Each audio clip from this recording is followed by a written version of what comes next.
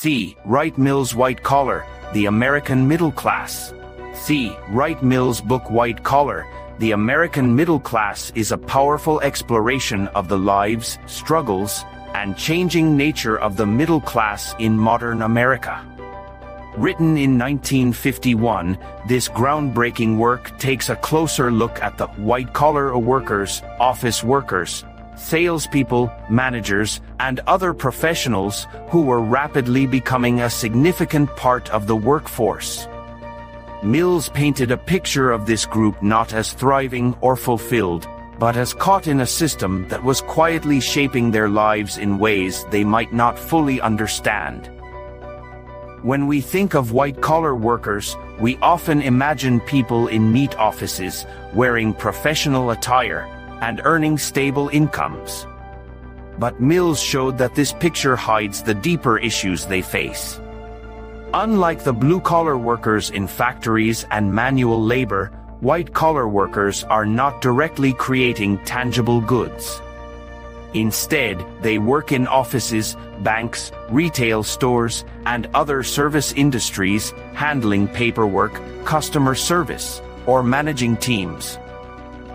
Mills argued that while white-collar jobs may appear more prestigious than blue-collar work, they bring their own challenges. These workers often feel stuck in routines and structures they cannot control. Their work is shaped by large bureaucracies, and they are often treated as interchangeable parts in a big machine. As businesses grew larger, workers became just small cogs in the system, with little say in the bigger decisions. One of the central ideas in white collar is alienation. This term refers to a sense of being disconnected from one's work, self, or society. Mills pointed out that many white-collar workers feel alienated because they have little personal investment in what they do. They may process papers, sell products, or follow orders, but they often do not feel like their work has meaning or contributes to something greater. Instead of feeling a sense of pride or ownership in their roles, they feel like they are simply doing what they are told to earn a paycheck. Mills also highlighted the lack of independence in white-collar jobs. Unlike entrepreneurs or craftsmen who might have control over their work, white-collar workers are tightly controlled by rules, supervisors, and corporate policies. This lack of freedom can make their jobs feel monotonous and uninspiring. Another issue Mills explored is how white-collar jobs influence personal identity. For many people, their work is a big part of who they are.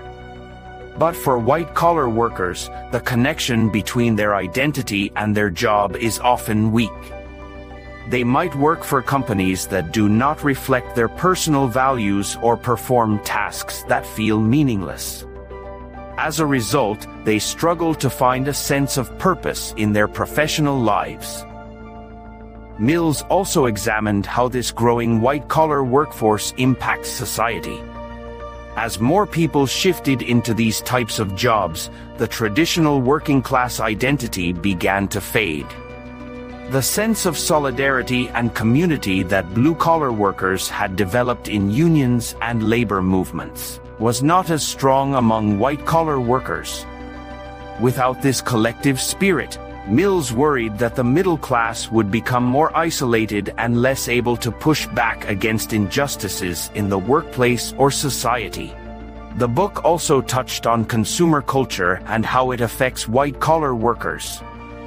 Mills observed that as their incomes rose, white-collar workers became more focused on buying things, cars, houses, gadgets, and fashionable clothes to showcase their status.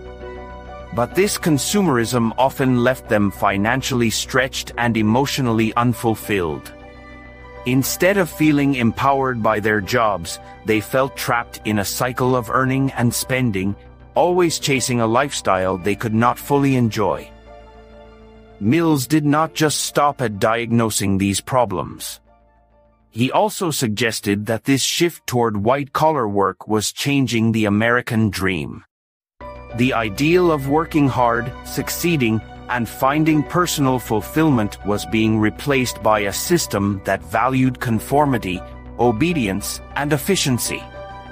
This new middle class, he argued, was becoming less about achieving personal or social growth and more about fitting into the demands of large organizations.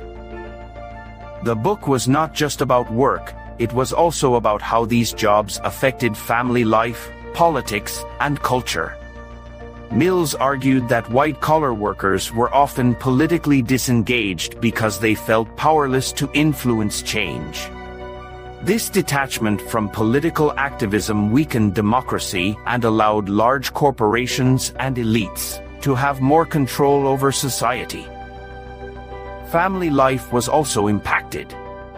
With demanding schedules and limited job satisfaction, white-collar workers struggled to balance work and home life. Their sense of frustration and alienation at work often spilled over into their personal relationships, creating stress and tension at home. Despite being written over 70 years ago, White Collar, the American middle class remains incredibly relevant today. Many of the issues Mills highlighted are still present in modern workplaces. For example, workers in corporate jobs often feel disconnected from their work, overwhelmed by bureaucracy, and stuck in a system that prioritizes profit over people. The rise of remote work, gig economy jobs, and the increasing use of artificial intelligence have only added new layers to these challenges. Mills' work encourages us to think critically about the structures shaping our lives. It reminds us to question the systems we work within and consider how they affect our well-being, identity, and society as a whole. While white-collar jobs may offer financial stability and professional status, Mills showed that these benefits come with hidden costs that deserve our attention. If you find these insights valuable, please like, comment, and subscribe to our channel. Your support helps us continue to explore and explain the works of great thinkers like Wright Mills. Thank you for watching and being part of our community.